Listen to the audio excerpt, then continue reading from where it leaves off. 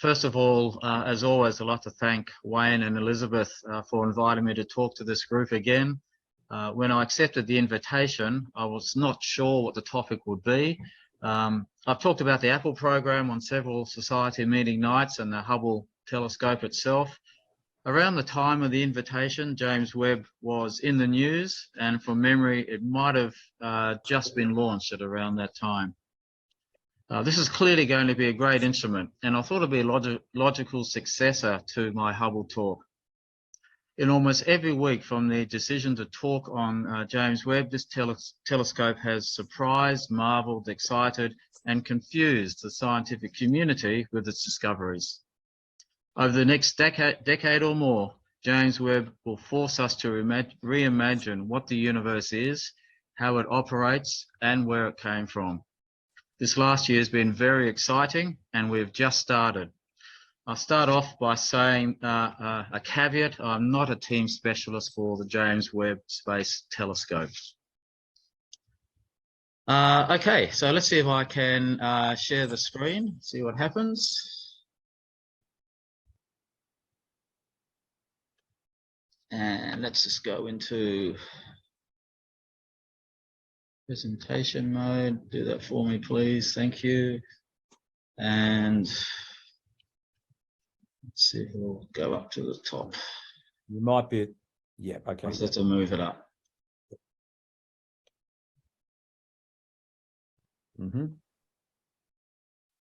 You there? Okay, this looks good. This looks good. So in this talk, I'm going to talk about the launch of the telescope, the location, where it is, the instrumentation, its discoveries, and then what happens next. The James Webb is designed for infrared astronomy. Its complex launch and commissioning process lasted from late 2021 until mid-2022. The telescope is named after James Edwin Webb, administrator of NASA during the Mercury, Gemini, and Apollo programs. That is from 1961 to 1968. NASA led James Webb's development in collaboration with the European Space Agency and the Canadian Space Agency, beginning in the late 1990s. The NASA Goddard Space Flight Center in Maryland managed the telescope development, and the Space Telescope Science Institute in Baltimore on the campus of Johns Hopkins University operates the telescope, and the prime contractor was Northrop Grumman. I'll go through the details on this slide through the presentation. The telescope was launched on the 25th of December 2021 on an Ariane 5 rocket that lifted off from French Guiana. Once at L2, its target destination, a 6-month commissioning phase followed, consisting of testing and calibrating the scientific instruments, culminating in the first scientific results being published in July 2022. The telescope's nominal mission time is 5 years, with an initial potential goal of up to 10 years. That was the original design goal, but because it was so efficient with the use of rocket fuel to get to L2, they now believe this mission can last for 20 years.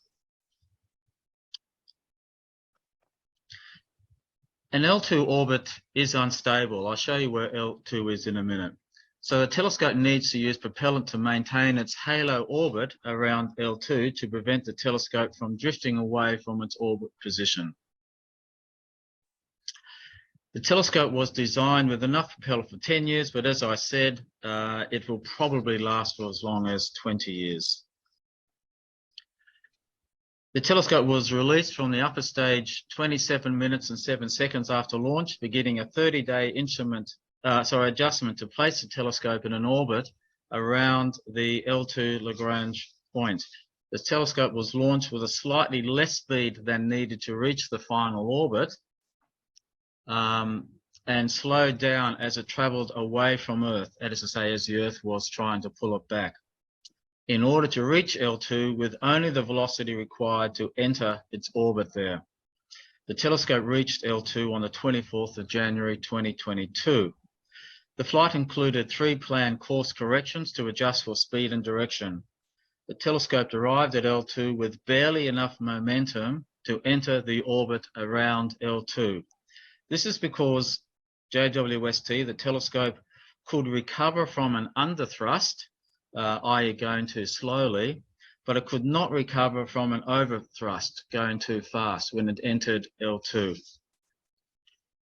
To protect highly temperature sensitive instruments, the sun shield must remain between the telescope and the sun, so the spacecraft could not turn around or to use its thrusters to slow down.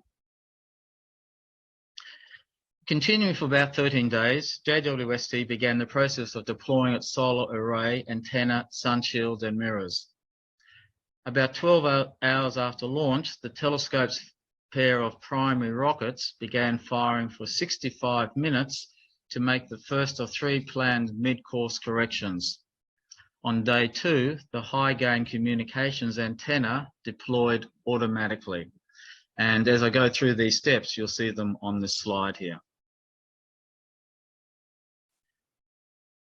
About 60 hours after launch, the rockets fired for 9 minutes and 27 seconds to make the second of 3 mid-course corrections for the telescope to arrive at its L2 destination. On the 28th of December 2021, 3 days after launch, mission controllers began the multi-day deployment of Webb's all-important sun shield. The controllers sent commands that successfully lowered the forward and aft pallet structure which contained the sun shield. On the 31st of December, the ground team extended the 2 telescoping mid-booms from the left and right sides of the observatory, pulling the 5 sun shield membranes out of their folded stowage in the fore of the aft pallets. Webb's sun shield unfolded to its kite-shaped form and extended to its full 14-metre width. The sun shield was tensioned over several days. The last step of structural deployment was to unfold the wings of the primary mirror. Each panel consists of 3 primary mirror segments and had to be folded to allow Webb to be installed in the fairing of the Ariane rocket for the launch of the telescope.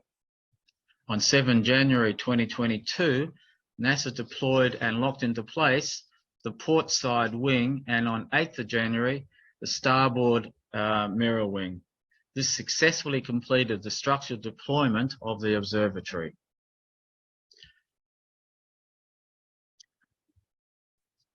On the 24th of January 2022, nearly a month after launch, a 3rd and final course correction took place, inserting the telescope into its planned halo orbit around the Sun-Earth L2 point, and L2 is shown here.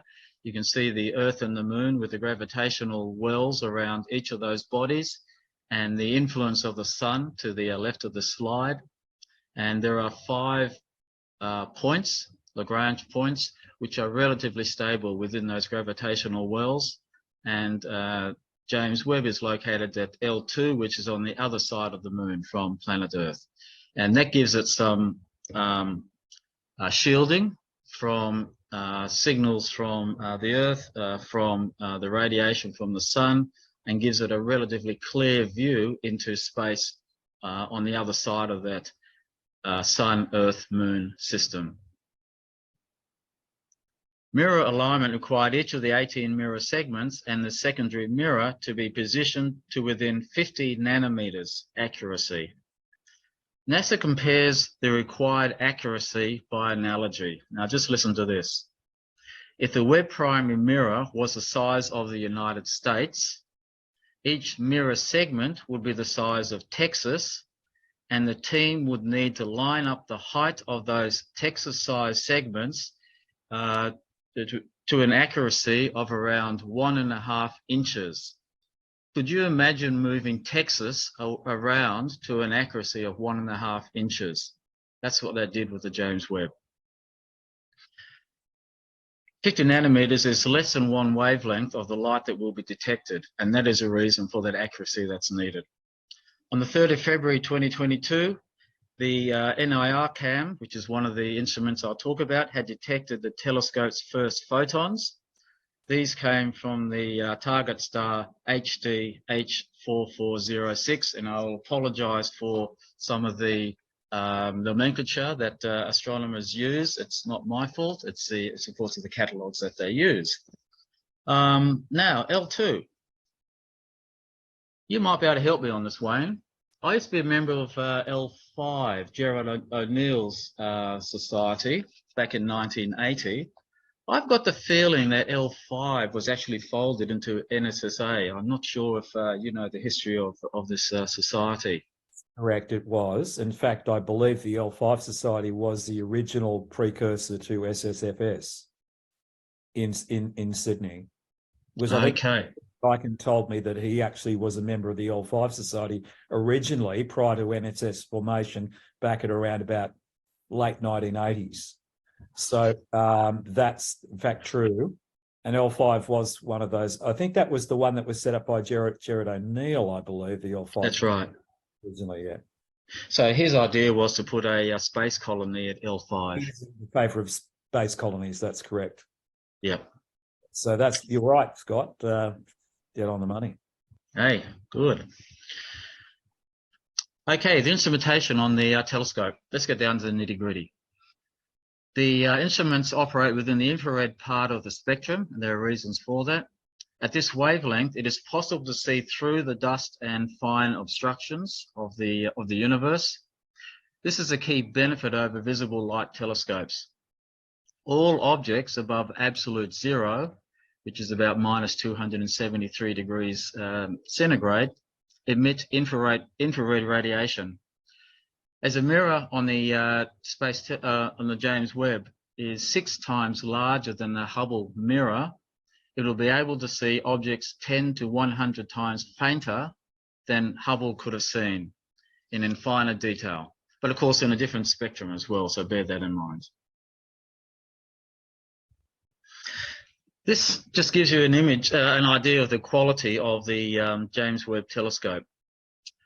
Here we see the same photo, I shouldn't say photo, they're images, the same image taken by the Spitzer telescope and the James Webb. And you can see why everyone is so enamored by James Webb. The difference in quality and detail and ability to interpret is just so much clearer with this telescope.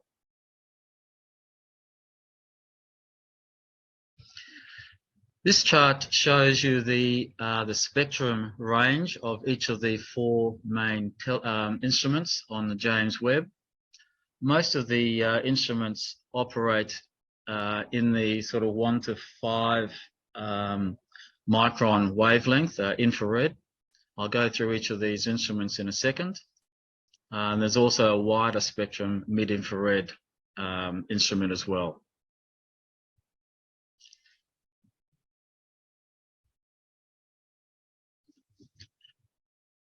This image shows you where the instruments are located on the James Webb. We all see pictures of the sun shield and the mirror itself. The key instruments are located in the ISIM, which is at the back of the main mirror of the telescope. Webb's instruments are contained within, as I said, the ISIM, which is one of the 3 major elements that comprise the James Webb Space Telescope. The others are the orbital telescope element and the spacecraft element, which is the spacecraft bus and sun shield below the telescope.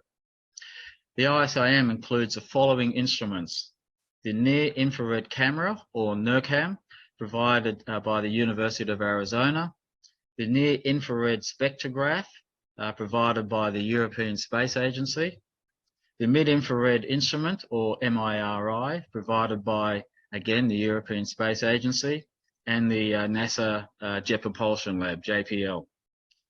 Also, there's the fine guidance sensor and near-infrared imager, which is provided by the Canadian Space Agency. So that's just a rear view of the telescope.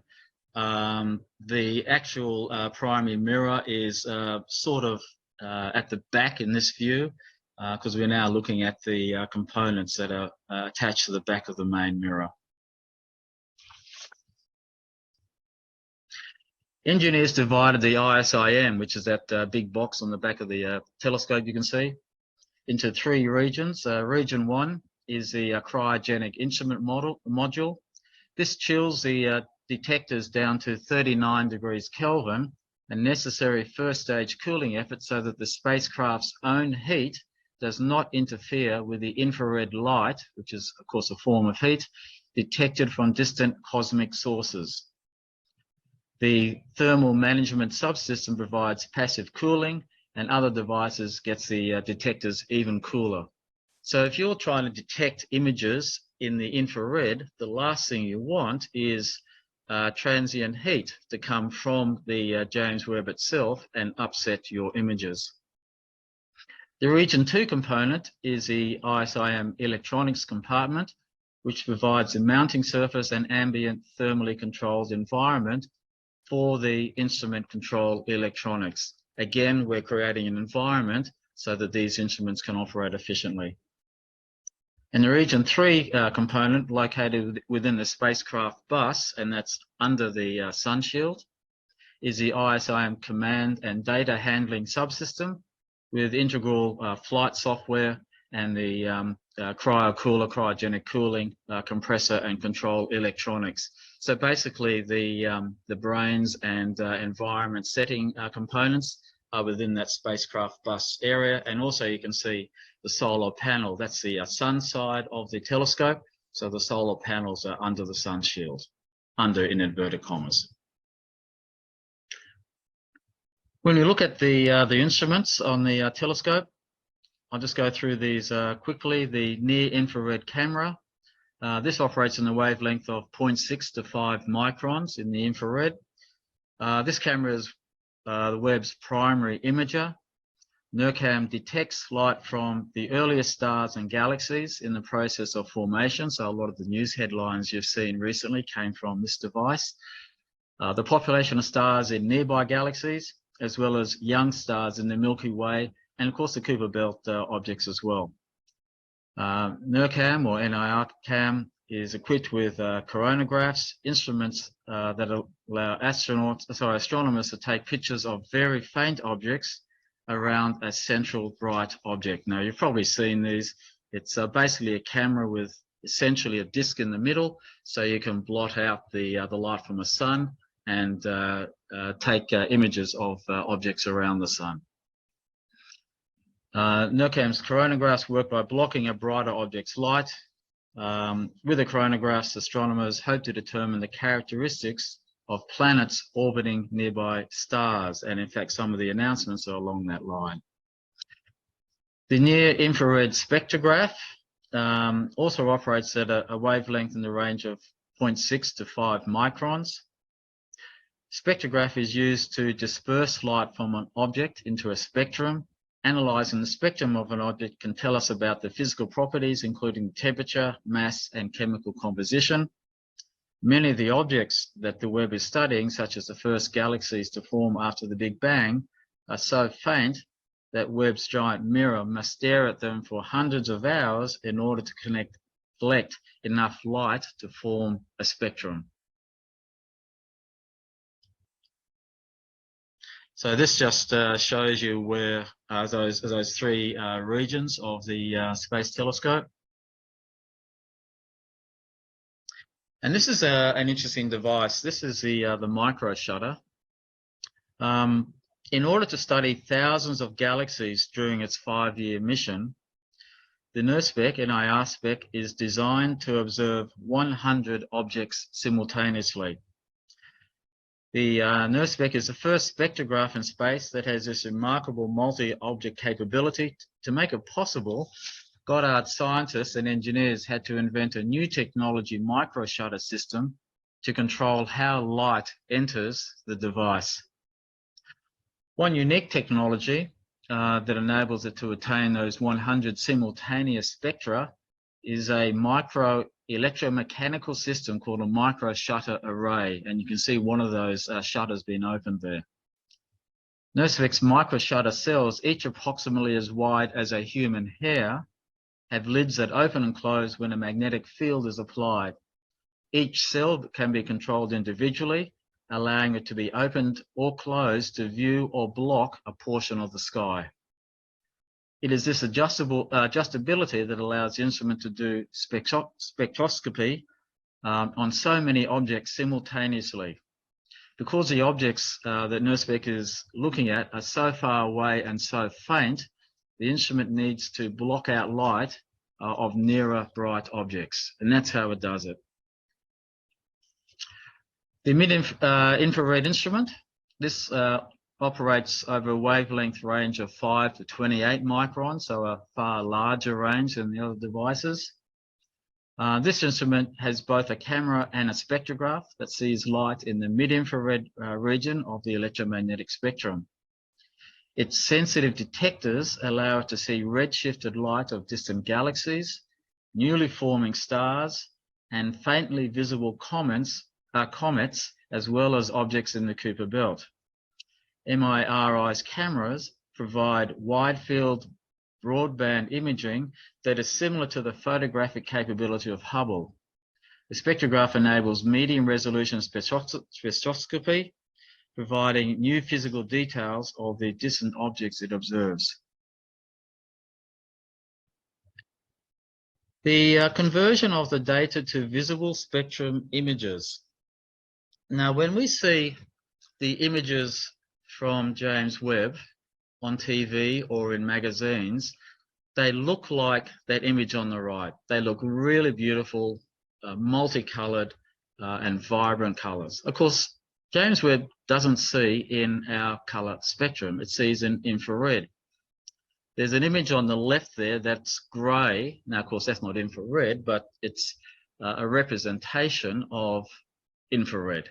And then that image on the left is converted to the colors that we see from NASA.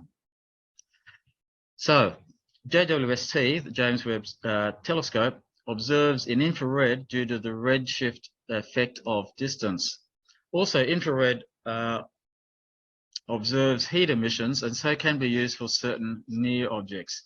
The images released by NASA are not in real colors. The original data is bands of infrared. The telescope can take images separated into 27 infrared wavelength bands. Scientists determine which of the 27 bands are most useful and then reassign these to visible spectrum bands. The shortest selected band is assigned to blue through to green and red for other infrared bands. Then white balancing, contrast and color balancing are applied. The infrared image from James Webb is processed on Earth to create the fabulous multicolor images we see. James Webb itself does not produce these multicolor images. In summary, a process called chromatic ordering assigns various infrared spectrum wavelengths to associated visible colors, and that's what we see on the right. So that's James Webb. That is the instruments on board and how it got to L2. Let's have a look at some of the discoveries that James Webb has given us.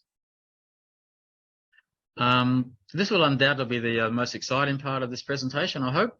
When looking at the images returned from James Webb, one is immediately struck by how little we have really observed and hence what we really know about the cosmos. We have a fairly good handle on the universe's physical laws that we can experience or can observe. We know that there are other laws or extensions of the laws that we know that we have not yet experienced or have not yet been able to identify outside our current theoretical frameworks. Many of the theories we have on the function of the universe were put together by trying to rationalize and formulate our observations. And this has worked very well for a long period of time. But there have been periods when major changes have occurred. The Earth was pushed out from its centric role to a minor orbital position. Newtonian physics was expanded to the relativistic realm of physics. Standard reality was replaced by quantum reality, and we still don't know what this is, really. Theories of cosmology were created and tested based on what we could see of the distant objects. We knew there were gaps and flaws in the standard model, But we joined the dots we could see, and on the whole, our theories seem to fit fairly well. So what has James Webb done? Well, in an analogous way, it has just added new dots to our library of data. And some of these dots do not align with the trajectory that our theories expected. This is the excitement that surrounds James Webb. It has forced us to reimagine our cherished theories and to adjust these theories so that they align to the new data points that we now have to absorb into these theories. The changes are becoming so radical, potentially, that some cosmology theoreticians are beginning to doubt whether the images from James Webb themselves may not be scaled or interpreted properly. Time will tell. At this stage, we assume that James Webb interpretations are relatively accurate, and our standard model needs some revisions that we previously, i.e. before 2022, thought were needed. So let's see what James Webb is telling us. Before showing these images, I should point out, and I'm sure we're well aware, that James Webb has sent us hundreds of amazing images. James Webb is uncovering a new discovery on a weekly and sometimes daily basis. Below are just some of the discoveries from James Webb over the last 12 months or so. And I do have to say that since I wrote this presentation a little while ago, there's been additional discoveries as well. I remind that these observations are still subject to verification and confirmation. Disputes could come from faults in the design of James Webb itself, errors with James Webb's receiving instruments, or problems with interpreting what has been returned from James Webb. Here are some of the more significant observations. The oldest black hole. This is an artist's impression, of course. 10 million times the mass of our sun, existed 570 million years after the Big Bang, existed during the cosmic dawn that began 100 million years after the Big Bang. Theoreticians are still yet to understand this early age black hole formation process. We expect to find other massive black holes from this period. In fact, one, I think, Japanese astronomer claims to have 80 or 87 black holes found through James Webb at this early stage of the universe. As black holes form from the collapse of existing matter, we are yet to work out how this mass existed and had time to collapse to a black hole within this short time frame. And the black holes could have formed from earlier massive suns, the theorized population 3 stars, merging, or an abundant cloud of dust collapsing directly into the black holes. Now, I'll just reiterate what the problem here is. These black holes were found in a time horizon roughly 570 million years after the Big Bang, 570 million years. Our current theories of black holes say that they form from the aggregation of matter. So in that 570 million years, you need to have the Big Bang, which creates energy. You need that energy to cool down, then to form elementary particles, for those elementary particles to organize themselves within gravitational wells and form larger particles. And then you need those larger particles to themselves coalesce through star formation or anything to form these black holes, all within 570 million years. Ain't enough time using our current theories. So the theories need to be adjusted. That's why you've seen so much news about the oldest black hole. It shouldn't be there. I do have a bit of a personal theory on how it may have formed. We can talk about that later on. The oldest observed galaxies. The first galaxies in the universe were created shockingly fast, according to James Webb. Are these distant galaxies, the distances are measured by redshift, of course, really as distant and hence as old as James Webb suggests? Consensus at present is that yes, these galaxies are as old as James Webb suggests. Hence, our universe was able to create very large galaxies in a very early period. The galaxies observed by James Webb were created when the universe was only a few 100 million years old. That is, suggesting a flurry of galaxy formation rather than a gradual process governed by coalescing dust. So you can see the problem here. We have complete galaxies with stars, and one would assume planets, but certainly galaxies with stars, formed at this incredibly early period in the universe's history.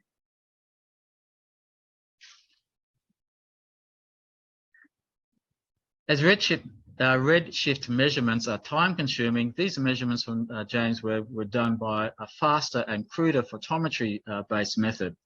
But as redshift measurements came forward, that's to say we've had more time to do observations, they are validating the previous faster but cruder methods of photometry for measuring these distances and hence the age of these galaxies. Currently, the oldest seen galaxy from James Webb is JADES, J-A-D-E-S, GSZ130 with a redshift of 13.2, which indicates that the light was transmitted from the galaxy only 320 million years after the Big Bang. 320 million years. In this time, the dust was formed. I should say that the original energy cooled to create matter or mass. This dust was formed, the dust collapsed to stars within a galaxy structure, and the stars lit up to generate the photons that we capture today. To put 320 million years into perspective, this is the time that sharks have existed on Earth. A galaxy has formed from pre-existing dust, coalesced and lit up within the time period that sharks have existed on planet Earth. Go figure. Another old galaxy seen by James Webb is Mais's galaxy with a redshift of 11.4, equivalent to forming only 400 million years after the Big Bang. The cosmological model predicts the galaxies began forming after 1 billion years and at a slower rate. Also, some theories on the structure and nature of dark matter have been worked through again to make sure they remain compatible. The early galaxies seem to have formed 1,000 times faster than the rate of the Milky Way, which is a problem for our current theories and models for the formation of galaxies.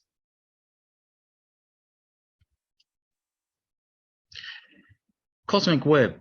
One possible explanation involves a cosmic web. This is a mass of tendrils of matter that spans the universe. This explanation implicitly assumes that matter in the universe is not uniformly dispersed, and we've known about this cosmic web for quite some time. It's not a James Webb discovery. If this is the case, knots of dense matter could form galaxies early in the universe's life. So this may be an explanation for those early galaxies. In summary, James Webb data implies too many galaxies that are too evolved in the early stage of the universe. We need to have another think about this.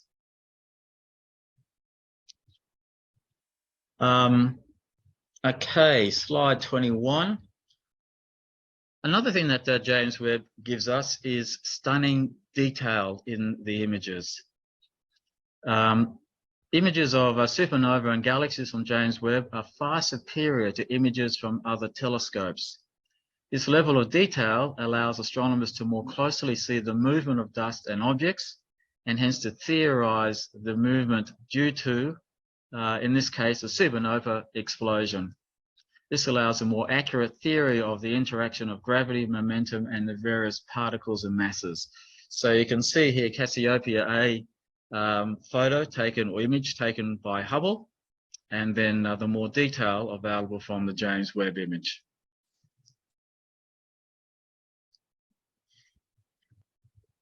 Uranus. James Webb has been able to send us an image of Uranus and its rings of superior quality. Observing the rings will help us to understand the history and dynamics of this large gaseous planet that is massively tilted and generates no internal heat. What I have here is a photo of Uranus taken by Voyager 2 and a photo taken by Hubble. So the photo on the right is about the best photo we had of Uranus until a few years ago. James Webb gave us this. So that shows the improved detail from the James Webb telescope. Uranus, by the way, does have rings, and the rings are not visible from a photo from Hubble. They were theorized, and they're very clear in the photo, or the image, I should say, from James Webb.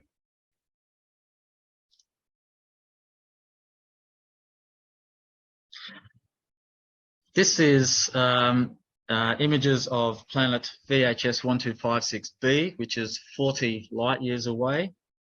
So this is a direct observation, a direct image of a planet that is 40 light years away.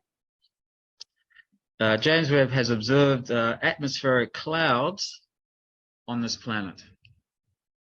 As the planet orbits a star at a distance of 4 times the orbit of Pluto, so it is some distance away from the star, hence relatively easy to visualize, James Webb can remove the star from its observations and get images of the planet with reasonable clarity. This planet appears to be small, low gravity, with silica-laden swirling clouds. So from a distance of 40 light years, we can determine that the clouds have silica in them through the spectral analysis.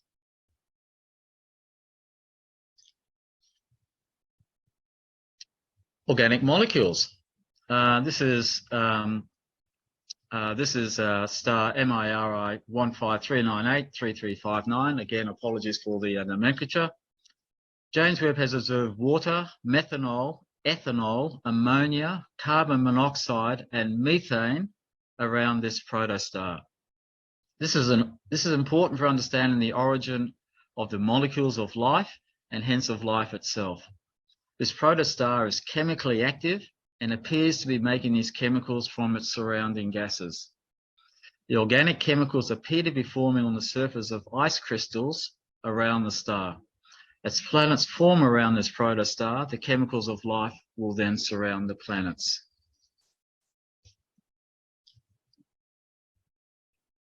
And of course, there's a lot more images. You can go and do your own Google search and you will find hundreds of high-quality images from James Webb. Time limits my ability to discuss other discoveries from James Webb in its first year of operation. We've just begun. But James Webb has also sent us amazing photos of supernovae, the most galaxies in one frame, the number of galaxies theorized for the early universe based on what James Webb has seen in small regions of space indicates that galaxies in total are made up of more matter than exists in the universe, which is a bit of a problem. Let's go back to the drawing board. High clarity images showing the dynamics of star formation and gas interactions with newly forming stars. Galaxy clusters warping space-time, and there's been a number of interesting articles published in the last couple of weeks on the warping of space-time and being able to be observed by James Webb. Observed indirectly, of course. Closer to detecting cosmic dawn, we can now see some 300 million years from this period, cosmic dawn being essentially the Big Bang. So we can now see to within 300 million years of the Big Bang with direct observations. James Webb has observed an asteroid only 300 to 600 feet across from a distance of 72 million miles. James Webb has discovered a rocky planet the size of Earth, 99% the size of the Earth, at a distance of 41 light years. Observation of rings around an asteroid between the orbits of Saturn and Neptune. The rings were previously known, but now the infrared instruments on James Webb have shown that they can observe this type of feature. We can observe rings around asteroids. And remarkably clear images of a number of the classic objects in the universe, including dwarf stars, etc. So an incredible array of discoveries and clearer observations from James Webb. Doradus. The image of 30 Doradus Nebula taken by James Webb provides information about these types of objects. Also, while we know of some 5,000 exoplanets, we do not know anything about them. James Webb has the ability to provide chemical and other information about them, as I've mentioned recently. About 25% of the telescope's time in the first year to June 2023, so it's basically now, has been allocated to exoplanets. The sensitive instruments work best on exoplanets orbiting red dwarfs because you can block out the light of a red dwarf more easily.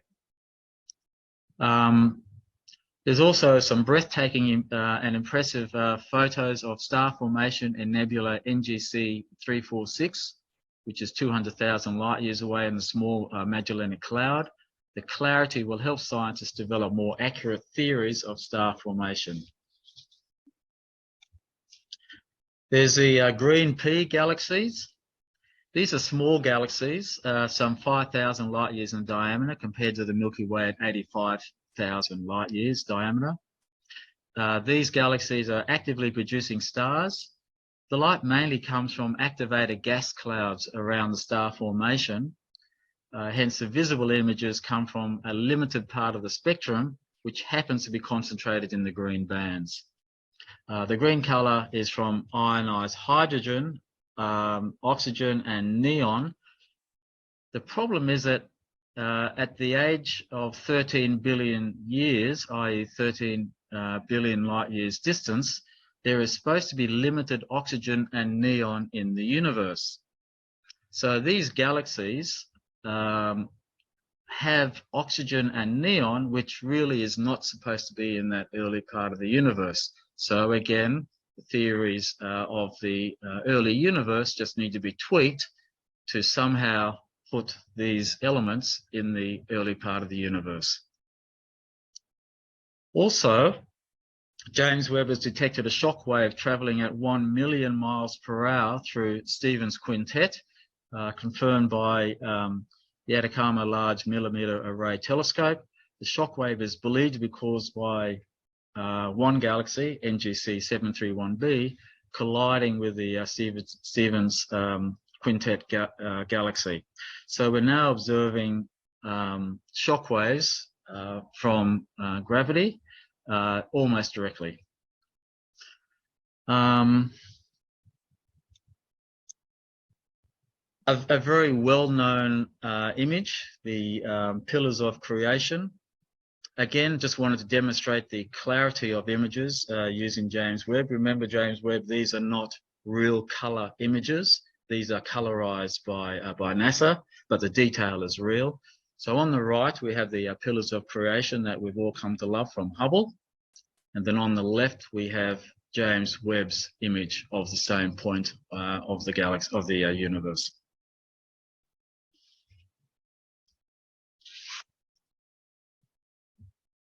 We also have observed movements in the clouds on Saturn's moon Titan.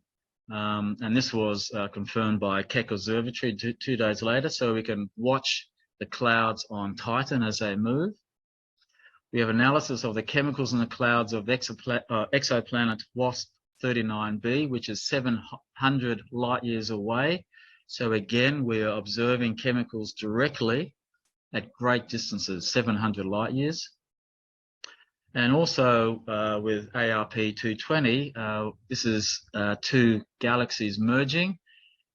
This is an ultraluminous infrared galaxy which is undergoing a process of massive star birth due to the collision between the two galaxies at the moment. This merging galaxy is emitting the light of 1 trillion suns. Our Milky Way is relatively dim, emitting only 1 billion suns equivalent light.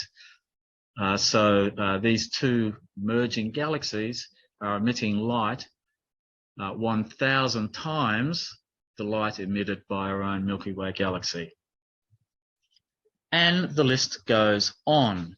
This is 1 year of observation. We have another 19 years to go.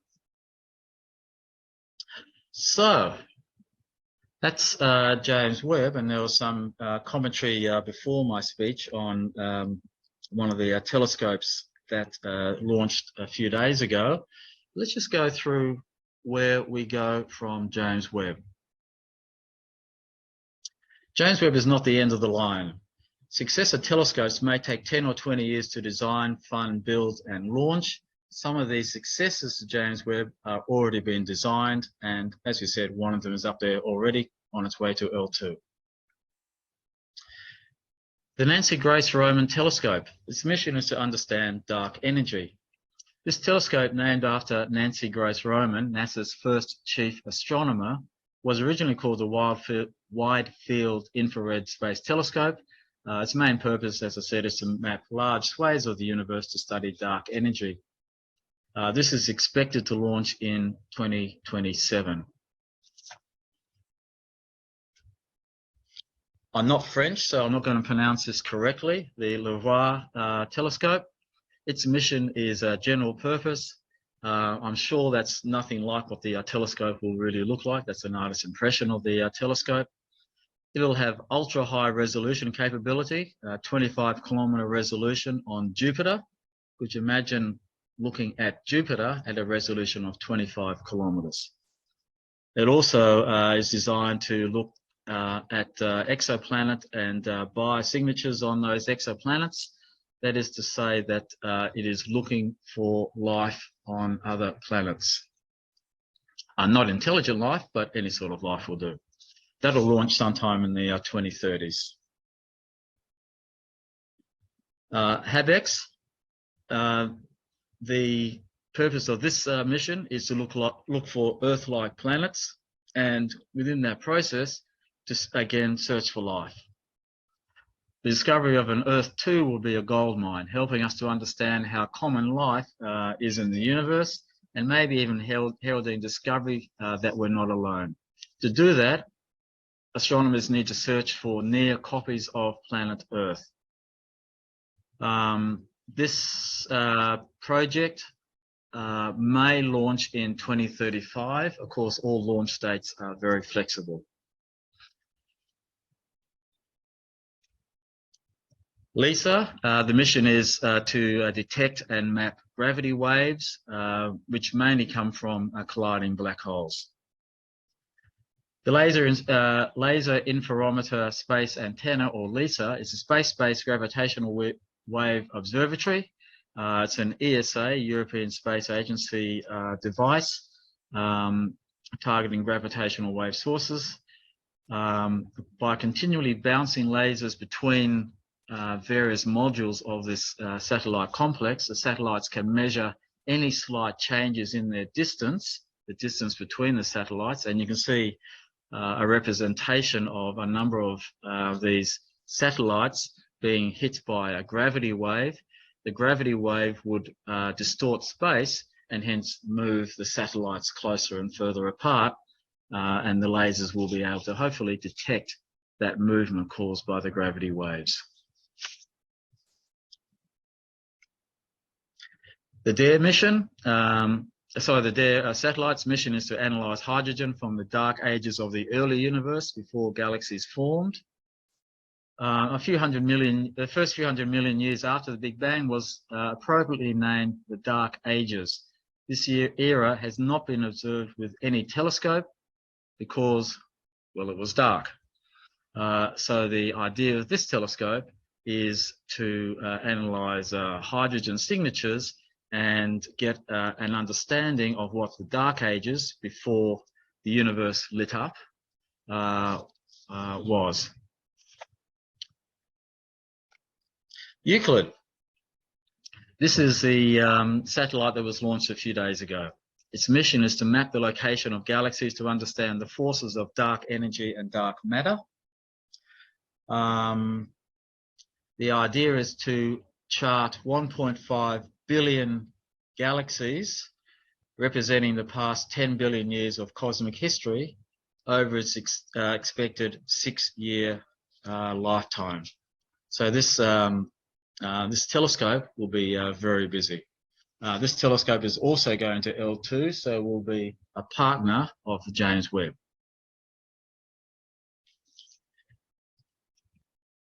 And that is basically the end of my talk. I'd just like to thank you for listening in. I do have here a list of some of the discoveries from James Webb up until May 2023, and the list keeps going. This is 1 year of the telescope. And I did say in the introduction, in the email that Wayne sent around, that there were some cool photographs from James Webb. Well, here's a few more of them for you. Great detail of galaxies and objects. Better than we've had so far. Oh, this image was just released a few weeks ago. Brilliant photo.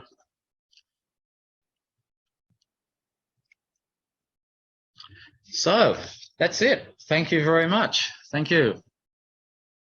Fascinating, Scott. I'm just looking at. Thank you. Yeah, thank you. So we'll just turn it over for questions. Actually, I might just ask one specifically about the.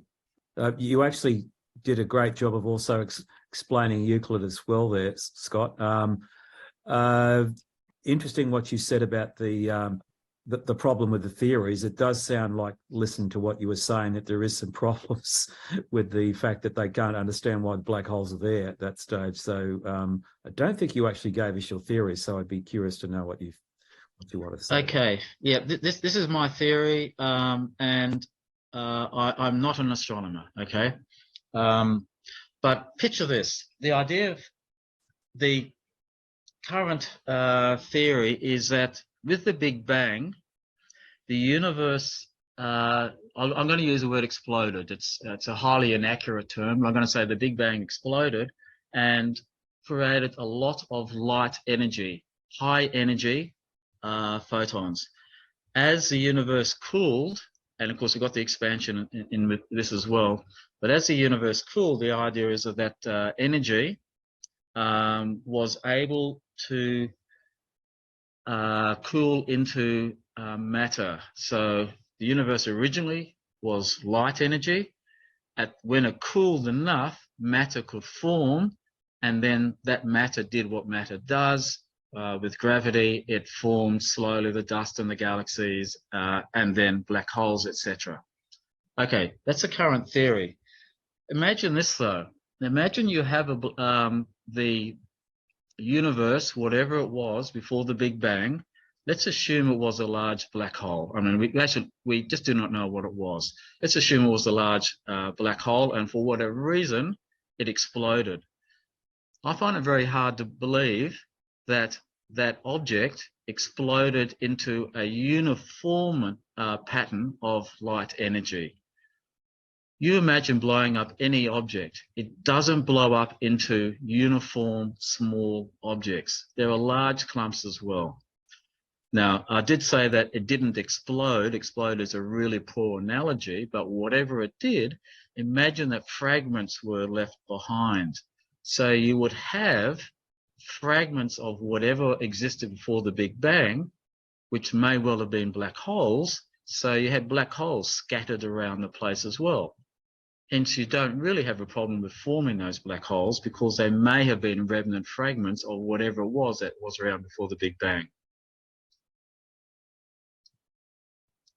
Yes, it does probably mean, as you suggested, that there was some things going on that we don't fully understand, and that's the interesting thing about all this then, really, and the time frame. So it's going to require some serious thought from some people about the current way that everything came together.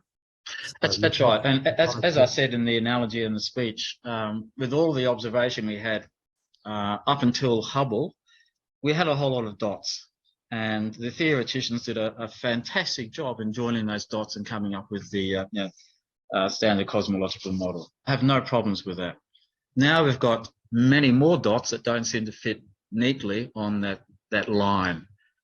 So what the theoreticians have to do now is just say, right, got all these dots. First of all, they have to go back and check the dots from James Webb really are where we think they are, and then make some modifications to the standard model to incorporate these new dots. How do you get galaxies forming 300 million years after the Big Bang? Boom. Let's think about that. Yeah, I think the obvious example about how good the camera is on it to see the picture of Uranus, about the fact that you couldn't even see the rings there, and it's so obvious when you've done that, that showing the picture that it's produced there, that's an order of magnitude better, really. And that shows how much, even looking at some of the other pictures, comparing the two pictures, it's ridiculously so much better. It's going to be really doing very good science. Oh, that's right. And Euclid and that other group of 6 or so telescopes that I mentioned, they're going to do the same thing as well. They're going to create new dots that need to be incorporated in the theories as well. So I think it's going to be very exciting. And I'm not saying that the standard or the standard model is wrong, but I think it's going to be very exciting over the next 20 years or so as we try and just twist it a bit to get it to fit into those new data points. Yeah, it does make it worthwhile considering it was delayed so many times now, the fact that it finally got up there. I mean, Spitzer, I think, was operating for a few years, but it's deorbited a while back now. And I think that the difference between timeframes is probably 20 years from when the images were taken. And you can see the difference in the quality of pictures there. So that was the difference there with it. Yes. Questions from the floor, folks?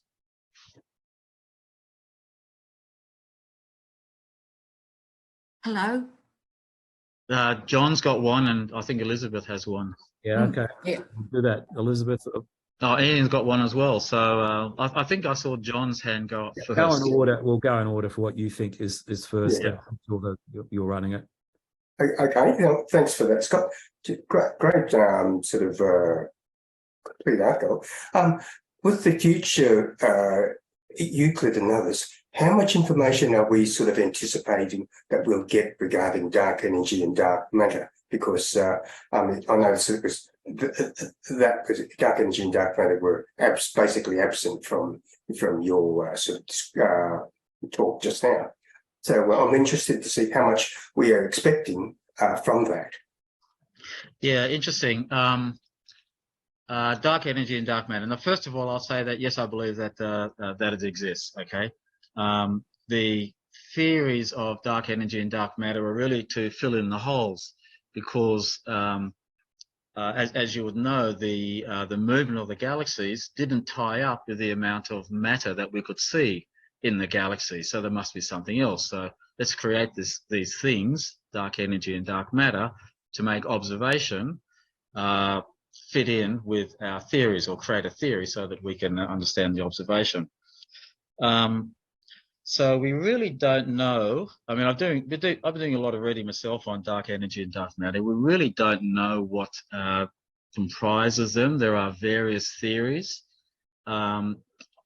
And because we don't know what they're composed of, these telescopes are trying to indirectly observe dark energy and dark matter, indirectly. I say indirectly because if you don't know what you're looking at, you can't design an instrument to find it. So you need to find the effect of it, and then that gets you closer to understanding what dark energy and dark matter must be. And don't forget that everyone talks about dark energy being this thing and dark matter being that thing. It's very likely that dark matter itself is a family of particles, and there could be 5, 10, 20 particles within that umbrella of dark matter. So we just need to work out what it is. Now, I think that we'll get a lot closer with these telescopes, but we really are trying to find something we do not know and do not understand. So I don't know whether they're going to find it. If they do, I think it'll be highly exciting. Thanks. Yeah, good point there, Scott. Elizabeth? Yeah, Elizabeth? Sorry, just unmuted. Thanks, Scott. That was terrific. I'm really excited about the next 20 years. I hope I'm still around to see all of this. So my question is now is, what are the best websites or any good websites that we can keep up reading and to keep up with all of this? Which ones did you find, and ones should we avoid any, or the best ones, please? Yeah. I want to find out more, Yeah. and I want to keep up to date. Tell us the ones that you're using, Scott. That would probably be the best starting point, I think. That's a printout of Right. of the data. There are a couple of good ones. What I might do, if you like, is send you Please. the best sites from all of this that I've got here. There are some very, very good ones. There is, of course, James Webb has its own website. Now, some of the websites are really, really good technical sites, and some of them are just PR school type stuff. So you got to, probably stay away from the PR school stuff and go to the technical. Well, I would go to the technical sites, but I'll send you a list of them later on, so you can. Thank you very much. Excellent. Thanks. Yeah. Ian, I think you had your hand up. Yeah, we'll do Luz after Ian. So Ian, you're next. Okay, thank you. Yes, I was just going to make a comment that the Astronomy and Geophysics, the Journal of the Royal Astronomical Society, had a bit of a problem with the name James Webb, because, as you know, there was elements of racism reflected on him at one stage, and they, being British, they declared a policy that they weren't going to allow his name to appear in their magazine, so you had to refer to it as the JWST. Well, I'm pleased to say that now they've had a second look at it and said that they've found that he wasn't racist after all, and you can now use the word James Webb in describing the telescope. So I thought that was interesting. Yeah, look, thanks for that, Ian. I do think that a lot of people in that topic of whether it's racism or any of the other similar fields of social discussion, they can go a little bit too far sometimes. And this is going to be a little bit difficult to say, but I'm going to say it anyhow. If you were to go back to the 1960s or 70s or 80s, in this case, for James Webb, society was different. Now, I absolutely abhor any form of racism, okay? So I'm going to say that. But societies were different, and you may well have acted, James Webb wasn't racist as far as I know, but you may well have acted in a way that everyone else acted, but today you would see that as racist. So I don't know that you can blame someone for behaving the way society behaved. I'm not supporting any racists in the past, so please don't think that I am. It's just that society changes and its interpretation of actions change as well over time. So I'm just glad that his name's been cleared as well. Great.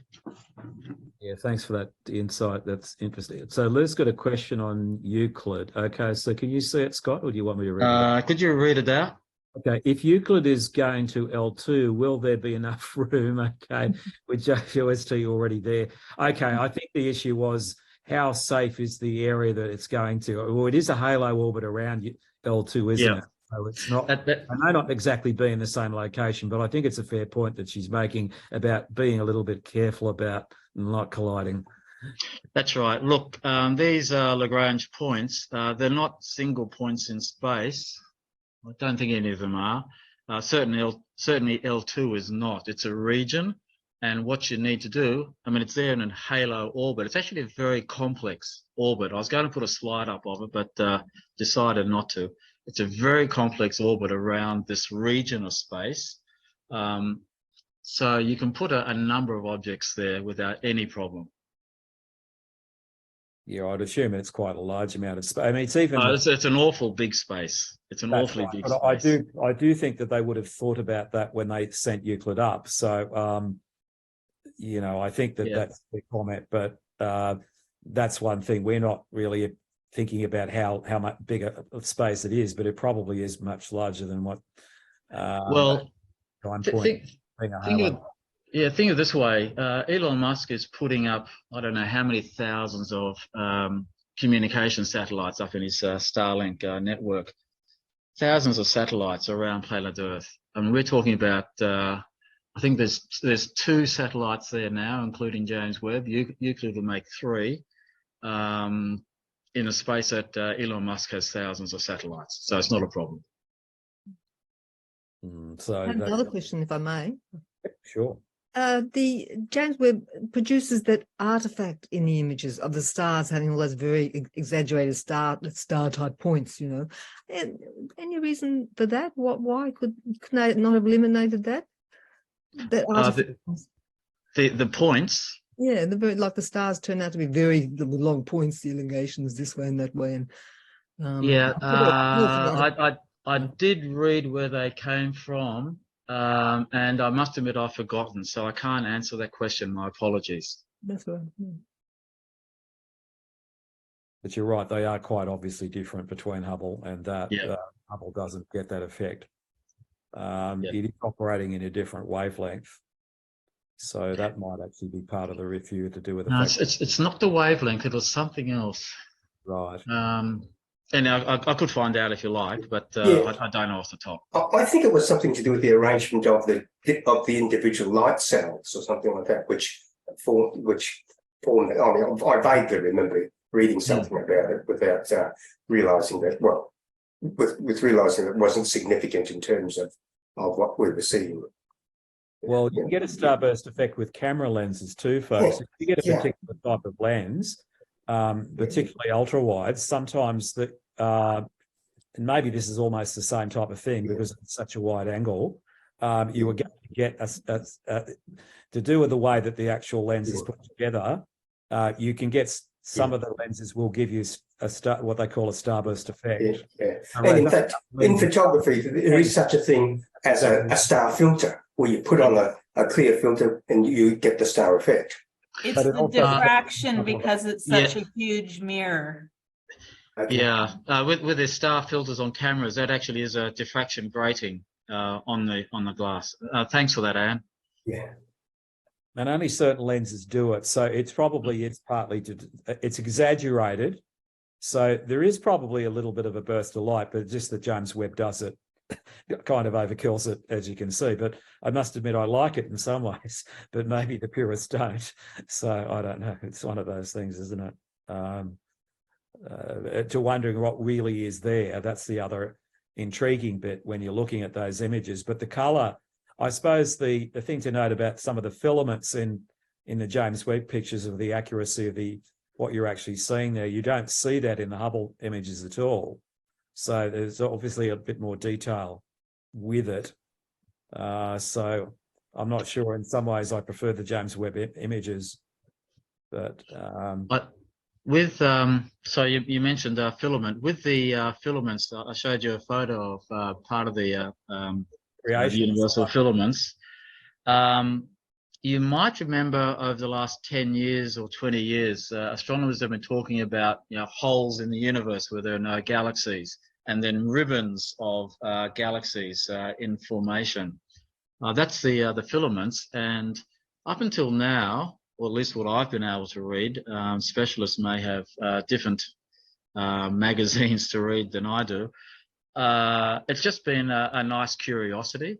But now they're pulling this together and trying to, maybe using that in trying to explain the rapid development of galaxies in the early universe. So they're not just holes in space, the filaments. It's also a massive concentration of matter that has allowed these galaxies to form very, very quickly, when previously we did not think they could form that quickly. Yes, it would seem to me that there's going to be some very major revisions to what they think about star formation and galaxy formation in the next 10 years based on what James Webb's telling us. Well, I thought one of the interesting sentences that I mentioned was, if you look at all of the galaxies that James Webb can now see, there's more visible matter than there is matter in the universe. So that's just telling you that the theories on the structure of the universe are wrong and need to be tweaked. But there's so much more matter out there than we thought there was. Yeah, that's right. And even what you were talking about when that oldest galaxy appeared, you can look at the amount of time that sharks have been here. That's not really very long compared to the age of the Earth. It's nothing. Something wrong with the cosmology side of what the theories of creation is. It's not quite right, and they're going to have to then maybe one possibility is the age of the universe is not right compared to what they think.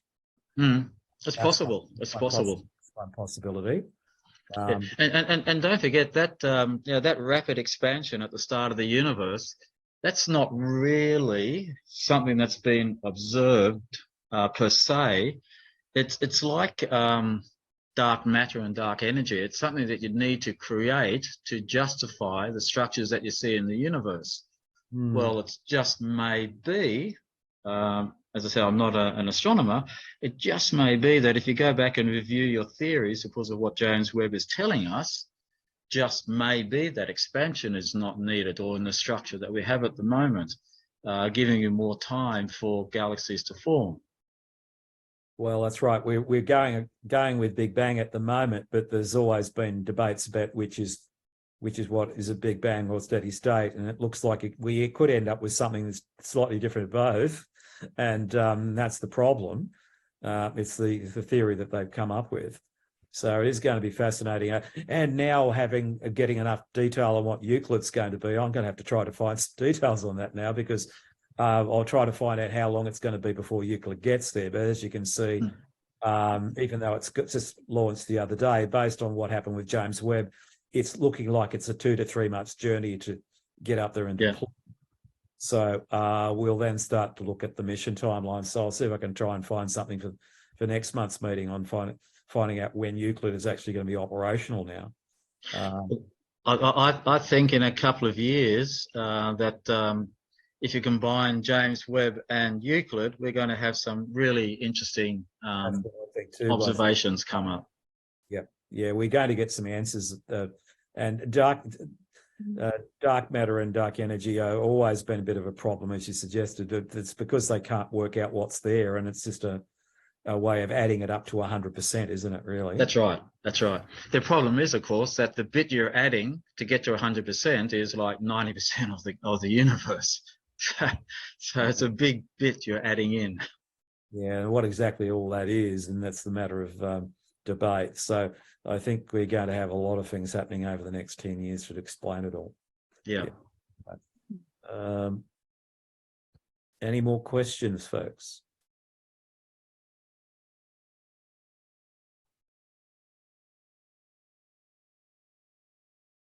Well, I will say one thing. It was a very exciting and thought-provoking talk, Scott, and I think we've all learned a lot tonight in terms of what we really don't know, and the fact that it's important that James Webb's up there getting all this information for us. Oh, absolutely, absolutely, and that's one of the reasons that I wanted to do this talk, because as I said, we're adding lots of new data points, and we just need to work out what those data points are telling us. Also makes me glad that despite the fact that there was so many concerns about the telescope getting up there, I remember seeing every year that got delayed, they were worried about, was it really worth it, blah, blah. That's what some people would suggest. And it looks like it was worth getting it up there now based on the first 12 months for everything it's done. From an engineering perspective, to get all of those operations working, I presume flawlessly, to get the telescope unfurled and at L2. And don't forget, we can't send a space shuttle up to L2 to fix the thing. We can't do a Hubble rescue mission. So this thing has to live on its own for the next 20 years. Fingers crossed. I'm just hoping it lasts for as long as you suggested. And I'm glad that it's going to get extra life out of it too, because of the fact that they were so good with the fuel. Those engineers on that project must have been really happy last year. And you now realise, having seen some of the things that happened with it, that they did a really good job. Oh, superb. One of the things that could kill the telescope, of course, is the cumulative effect of scratches on the mirror. It's already been hit a few times. Yes. And scratches could affect its accuracy over time. Well, it also has the supercooled, was it nitrogen or something? And they said that it's actually keeping the mirror at the correct temperatures. And I think that the other problem would be with it is if for some reason that it starts deviating from the correct operating temperature due to failures, the other thing that would put it in jeopardy of doing the results back from it. So let's just hope it lasts at least the period that they're telling us that initially. And at that point, we probably would get data having the fact that there are other telescopes up there as well. We'll be able to get some good details back from both of them, to at least get some changes to our theories, or at least some type of refinement to them, I think. So actually, it's just I just thought of something then. The whole of life thing. Once it does become unoperational, what happens to it? It just stays there forever in that spot. Yeah, it's actually a bit of a problem, isn't it? If you run out of fuel, you can't then move it by definition. If it was orbiting the Earth, it's simple. You just leave it and eventually it will come down. Or you just give it a slight nudge with that last little bit of fuel that you've got and send it down. With ZL2, you can't do much with it, I'm afraid. You've got to leave it there. They might well find a way eventually of doing something with it, I suppose, Scott, but I think at the moment with our current technologies, that's not going to happen. But maybe things will change in maybe 10 years' time. Well, yeah, just on that, the telescope does have handles, essentially, handles on it, so that if ever we get the technology to